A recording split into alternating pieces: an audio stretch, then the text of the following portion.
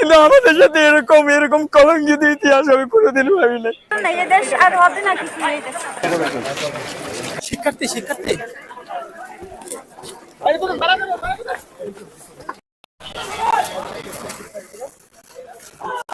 এখন বুঝতেছি যে বাইরের দেশের স্টুডেন্টরা কেন জঙ্গি হয়ে যায়। এই দেশে আর কিছু আসলে ফার্স্ট ক্লাস ফার্স্ট রেখে আমাদের নিধনের ফার্স্ট ক্লাস ফার্স্ট সার্টিফিকেট রেখে আমরা দেশের জন্য কিছুই করতে পারি না বিকজ অফ দ্যাট।